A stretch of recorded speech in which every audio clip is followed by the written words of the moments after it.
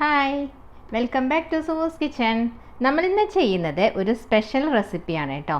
അതായത് വിനായക ചതുർത്ഥി സ്പെഷ്യലായിട്ടുള്ള അവിൽ വെച്ചിട്ടുള്ള ഒരു മോദകമാണ് നമ്മൾ ചെയ്തെടുക്കുന്നത്.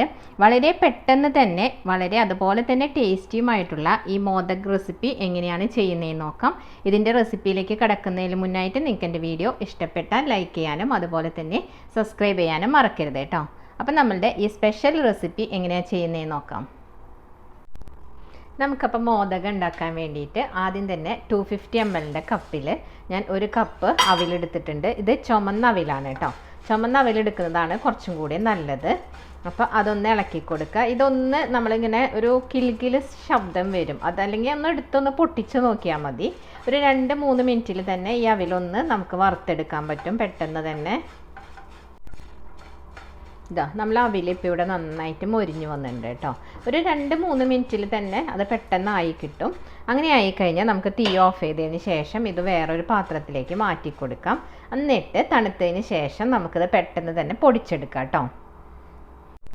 ഇനി ഇതിലേക്ക് നമുക്ക് അടുത്തതായി വേണ്ടത് ഒരു ഏത്തപ്പഴമാണ്. ഇതൊന്ന് നമുക്ക് ചെറിയ പീസസ് ആയിട്ടൊന്ന് കട്ട് ചെയ്തെടുക്കാം. ഇങ്ങനെ നമുക്കൊന്ന് ചെറുതായിട്ട് കട്ട് ചെയ്യാം കേട്ടോ, ചെറിയ പീസസ് ആയിട്ട്. അടുത്തതായി ഞാൻ ആ സെയിം പാൻ തന്നെ അടുപ്പിൽ വെച്ചൊന്ന് ചൂടാക്കിയിട്ടുണ്ട്. ഇതിലേക്ക് 1 ടേബിൾ സ്പൂൺ നെയ്യ് ഒഴിച്ചു കൊടുക്കാം. അപ്പം നമ്മൾ ആ പഴനൂർക്ക് ഇട്ട് കൊടുത്ത് ഒന്ന് ഇളക്കി കൊടുക്കാം.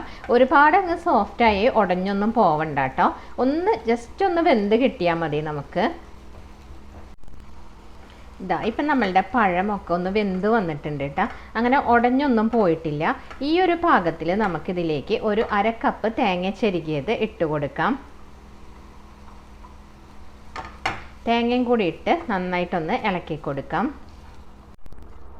നമ്മൾ ആ തേങ്ങ ചേർത്ത് ഒന്ന് ഡ്രൈ ആയി വരുന്ന സമയത്ത് ഇതിലേക്ക് ഒരു 1/2 ടേബിൾ സ്പൂൺ പഞ്ചസാര ചേർത്ത് കൊടുക്കാം.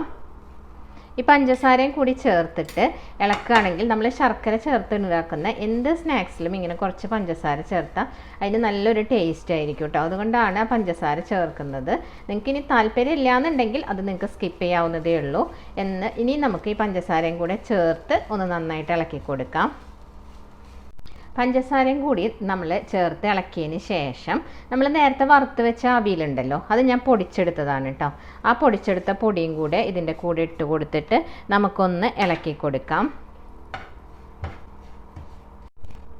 അപ്പം നമ്മൾ ആ വറുത്ത് വെച്ച അവിലും കൂടി പൊടിച്ചത് ഇട്ടിട്ട് നന്നായിട്ടൊന്ന് ഇളക്കി കൊടുത്തിട്ടുണ്ട്.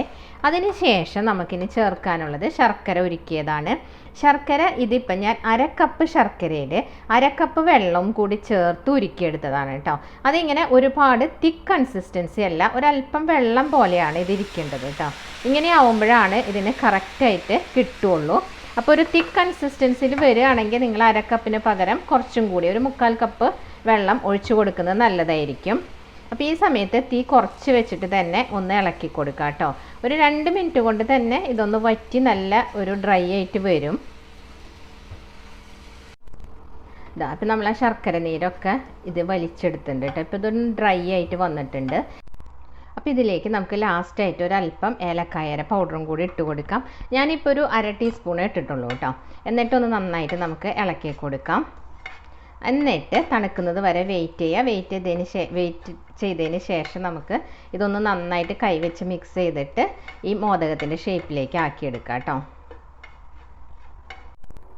അപ്പോൾ നമ്മളുടെ ഈ മിക്സ് ഇവിടെ നന്നായിട്ടൊന്ന് ചൂടാറി വന്നിട്ടുണ്ട് കേട്ടോ. ഈ സമയത്ത് ഇത് നമുക്ക് കൈവച്ചൊന്ന് പതുക്കെ കുഴച്ച് കൊടുക്കാം. അപ്പം നമ്മൾ മിക്സ് ചെയ്ത് വെച്ച ആ മിക്സ് ഉണ്ടല്ലോ, അതിൽ നിന്നൊരു പോർഷൻ എടുത്തിട്ട് ഒന്ന് റൗണ്ട് ആക്കിയതിന് ശേഷം നമ്മളെ കയ്യിൽ വെച്ച് ഉരുട്ടിയതിന് ശേഷം ഈ അച്ചിലേക്ക് വെച്ച് കൊടുക്കാം. അപ്പോൾ എൻ്റെ കയ്യിലുള്ള 2 പോർഷനുള്ള ചെറിയ അച്ചാണ്. ഇങ്ങനത്തെ തന്നെ 3 പോർഷനുള്ള വലിയ അച്ചും ഉണ്ടാവും.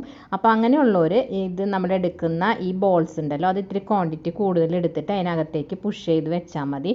അത് നമ്മൾ വെച്ച് ഇൻസേർട്ട് ചെയ്യുമ്പോൾ നന്നായിട്ട് ടൈറ്റ് ചെയ്ത് ഉള്ളിലേക്ക് പുഷ് ചെയ്യാൻ ശ്രമിക്കുക കേട്ടോ. അങ്ങനെ ചെയ്താലാണ് അതിൻ്റെ ആ ഷേപ്പ് കറക്റ്റ് കിട്ടുള്ളൂ. ഇങ്ങനെയും ചെയ്യാം, വേറൊരു രീതിയും കൂടി ഞാൻ ചെയ്ത് കാണിക്കുന്നുണ്ട് കേട്ടോ. ഇതാ അപ്പം ഞാൻ ഇതിൻ്റെ അകത്തേക്ക് അത് കറക്റ്റ് ഫില്ല് ചെയ്തിട്ടുണ്ട്. ഇനി നമുക്കിതൊന്ന് ഓപ്പൺ ചെയ്ത് നോക്കാം. ഇതാ കണ്ടോ, കറക്റ്റായിട്ട് കിട്ടിയിട്ടുണ്ട് കേട്ടോ. ഇങ്ങനെയാണ് നമ്മളിതെല്ലാം ചെയ്തെടുക്കുന്നത് കേട്ടോ.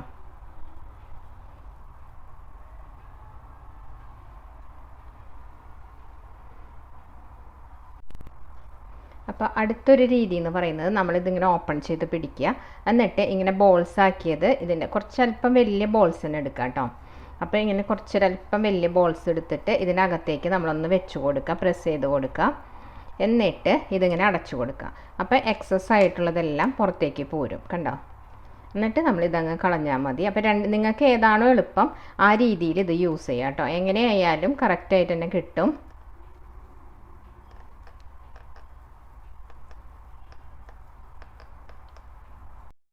രണ്ട് രീതിയിൽ ഏത് രീതിയിൽ ചെയ്താലും അതിൻ്റെ അടിയിൽ നിന്ന് നന്നായി പ്രസ് ചെയ്ത് കൊടുക്കുക. അപ്പോൾ നമുക്ക് കറക്റ്റ് ഷേപ്പിൽ തന്നെ ചെയ്തെടുക്കാൻ പറ്റും കേട്ടോ. അപ്പോൾ ഇത്രയേ ഉള്ളൂ. അപ്പോൾ നമുക്കെല്ലാം ഇതുപോലെ ചെയ്തെടുക്കാം. നമ്മളപ്പോൾ ഇവിടെ അത് എല്ലാം ചെയ്തെടുത്തിട്ടുണ്ട് കേട്ടോ. എളുപ്പമല്ലേ ചെയ്യാനായിട്ട്. അപ്പോൾ ഈ വരുന്ന വിനായക ചതുർത്ഥിക്ക് എല്ലാവരും ഇതൊന്ന് ചെയ്ത് നോക്കുക. അവിൽ വെച്ചിട്ടുള്ള സ്പെഷ്യലായിട്ടുള്ള മോദകമാണ് കേട്ടോ അത്. അപ്പോൾ എല്ലാവരും ഒന്ന് ട്രൈ ചെയ്ത് നോക്കുക. നിങ്ങൾക്ക് എൻ്റെ വീഡിയോ ഇഷ്ടപ്പെട്ടാൽ ലൈക്ക് ചെയ്യാനും അതുപോലെ തന്നെ നിങ്ങളുടെ അഭിപ്രായങ്ങൾ കമൻറ്റ് ചെയ്യാനും മറക്കരുത് കേട്ടോ. പുതിയൊരു വീഡിയോയുമായി കാണുന്നവരേക്കും bye. Thanks for watching Sue's kitchen.